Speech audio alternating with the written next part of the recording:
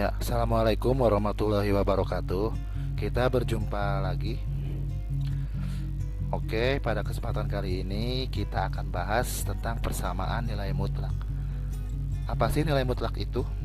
Nilai mutlak itu terutama digunakan untuk menentukan besaran jarak. Contohnya, jika seseorang berjalan 5 meter ke arah timur atau secara peta digambarkan ke arah kanan, ya, maka seseorang tersebut dikatakan telah menempuh jarak 5 meter, positif 5 meter. Jika seseorang tersebut berjalan lagi tetapi berlawanan arah, yaitu ke arah barat, sepanjang 5 meter misalkan, juga dikatakan telah menempuh jarak 5 meter juga, ya, positif 5 meter. Jadi tidak dikatakan telah menempuh jarak negatif 5 meter tetapi positif 5 meter, ya, karena jarak itu tidak mengenal arah. Makanya di sini nilai mutlak digunakan, yaitu nilai mutlak itu adalah nilai yang selalu positif, ya. Jadi nilai suatu bilangan atau suatu konstanta yang selalu positif. Nah, nilai mutlak itu lambangnya adalah kedua pagar ini. Jadi di kiri dan di kanan itu ada tanda pagarnya. Nah, ini dikatakan nilai mutlak dari X, yaitu asalnya X atau asalnya min X, ya. Asalnya X jika X-nya lebih dari atau sama. Asalnya negatif X jika X-nya kurang dari 0. Nah, begitupun dengan bentuk aljabarnya, ya. Jika ada nilai mutlak AX plus B, itu berarti asalnya bisa positif AX plus B, bisa negatif AX plus B. Nah, kita ke contoh. Nilai mutlak dari 5 itu adalah 5, ya. Karena 5-nya sudah positif, jadi nilai mutlaknya sama dengan nilainya 5. Terus nilai mutlak dari negatif 5 itu juga 5, ya. Karena tadi dikatakan nilai mutlak itu adalah harus selalu positif. Nilai mutlak dari negatif 182 adalah 182. Nilai mutlak dari negatif M itu adalah positif M, ya. Nilai mutlak dari negatif 3X plus 2 itu adalah positif 3X plus 2. Kita ke contoh soal. Misalkan nih, tentukan himpunan penyelesaian dari X tambah 3 sama dengan 8.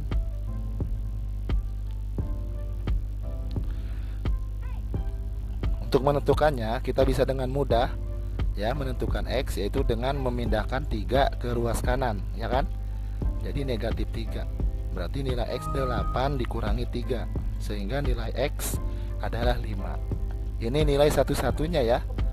Jadi hanya nilai 5 yang bisa mensubstitusi X jika dimasukkan ke dalam persamaan ini.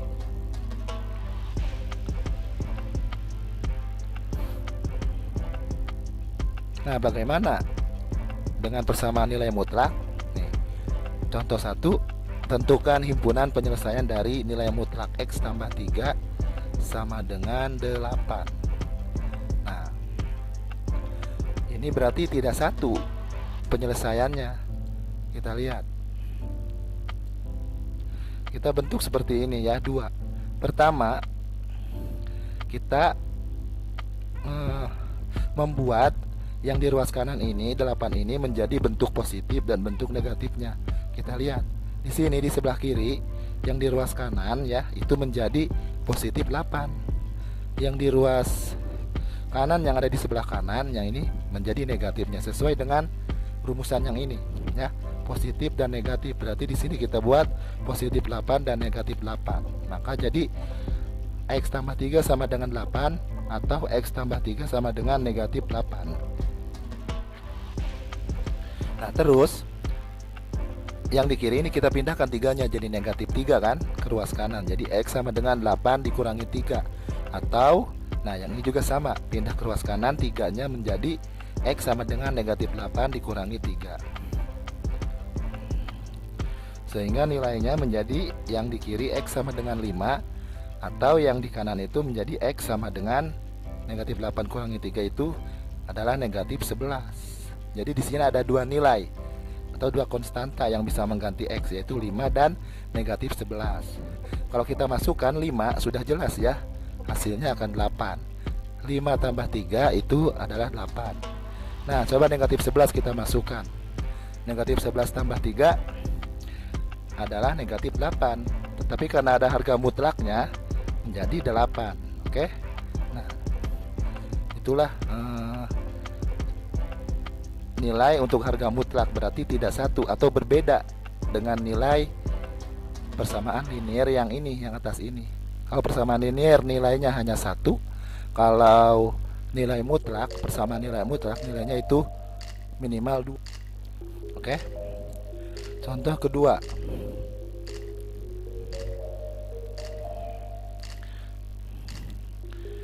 Tentukan himpunan penyelesaian dari 3x min 5 ya di harga mutlakan itu sama dengan 7. Kita buat nilai positif dan negatifnya untuk ruas kanan, berarti positif 7 dan negatif 7. Nah, maka bentuknya seperti ini. 3x min 5 sama dengan 7, atau 3x min 5 sama dengan negatif 7. Sehingga 3x min 5 nya pindah ke ruas kanan menjadi 3x sama dengan 7 plus 5, atau yang ini juga min 5 nya pindah jadi plus 5, sehingga menjadi 3x sama dengan min 7 plus 5. 3x sama dengan 7 tambah 5 itu 12, atau 3x sama dengan min 2. Maka nilai x nya ya 12 per 3 untuk yang di kiri, atau nilai x nya min 2 per 3 untuk yang di kanan ya. Jadi sehingga X sama dengan 4, 12 bagi 3 itu 4, dan X sama dengan min 2 per 3 itu jadi negatif 2 per 3. Jadi ini nilai konstanta yang bisa mensubstitusi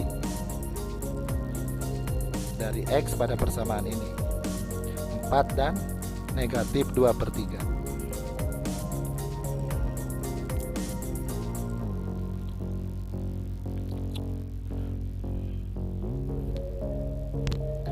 Ya, kita ke contoh soal yang ketiga. Tentukan himpunan penyelesaian dari harga mutlak dari 5x min 1 per 2x plus 3 sama dengan 4. Nah, konsepnya sama ya. Di sini yang di ruas kanan, angka 4 ini kita buat nilai positif dan negatifnya, sehingga menjadi yang di kiri itu 5x min 1 per 2x plus 3 sama dengan positif 4. Ini nilai positifnya. Atau 5x min 1 per 2x tambah 3 sama dengan negatif 4. Nah, ini nilai negatifnya. Terus yang di ruas kiri, yang di bawah ini, yang 2x plus 3 itu kita pindahkan ke ruas kanan sehingga mengalihkan 4 ya. Tadinya pembagi kita pindahkan jadi pengali, sehingga bentuknya menjadi 5x min 1 sama dengan 4 kali 2x plus 3. Atau yang ini juga sama, 5x min 1 sama dengan min 4 dikalikan 2x plus 3. Kita kalikan yang di ruas kanan ini ya, bentuk yang di ruas kanan ini kedua bentuknya. 4 kali 2x yaitu 8x, 4 kali 3 12. Di 5x min 1 sama dengan 8x plus 12, atau 5x min 1 sama dengan min 4 kali 2x min 8x min 4 kali 3 min 12. Kita tukar, yang 8x pindah ke ruas kiri, yang min 1 pindah ke ruas kanan. 8x jadi min 8x, min 1 jadi plus 1 ya. Itu juga yang di kanan ini, yang di ruas kanannya yang min 8x pindah ke ruas kiri, sama yang min 1 pindah ke ruas kanan. Jadi 8x dan plus 1 di ruas kiri, jadi ini 5x min 8x ya, jadinya min 3x. Yang di ruas kanannya 12 tambah 1 jadi 13. Atau yang bentuk kanan ini, yang 5x plus 8x jadi 13x, yang di ruas kanannya jadi min 11. Dari min 12 tambah 1, sehingga kita menemukan x. Yang pertama itu min 3 nya pindah ke ruas kanan jadi membagi min, jadi hasilnya min 13/3. Yang untuk X yang kanan, untuk X yang kanan itu sama 13 nya pindah, tadinya mengalihkan jadi membagi, jadi X sama dengan min 11/13. Jadi inilah nilai X sebagai pengganti atau yang bisa mensubstitusi untuk persamaan pada soal nomor 3 ini. Min 13/3 dan min 11/13. Soal nomor 4 ya. Ini tipe lain dari kedua contoh sebelumnya. Tentukan himpunan penyelesaian dari 4x kurangi 3 ya. Harga mutlak dari 4x kurangi 3 dikurangi X sama dengan 2. Nah, di ruas kiri itu ada min X, dimana min X ini tidak kena harga mutlak ya, maka kita pindahkan dulu min X nya ke ruas kanan supaya yang di ruas kiri ini semuanya terkena harga mutlak.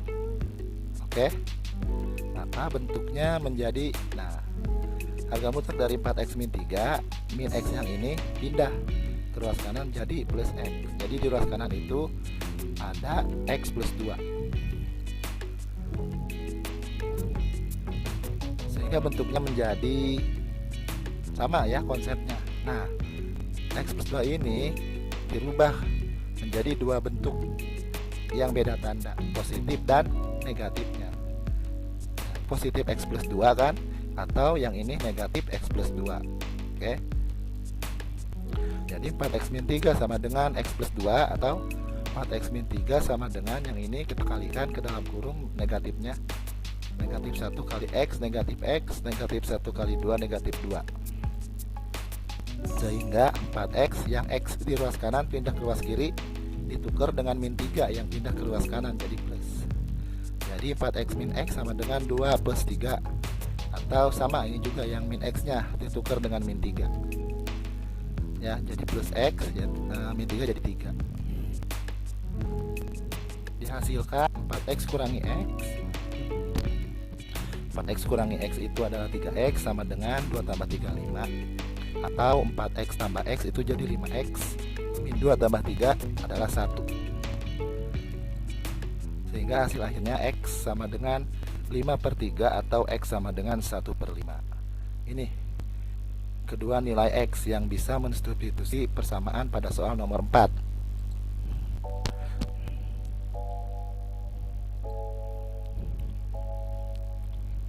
Soal nomor 5,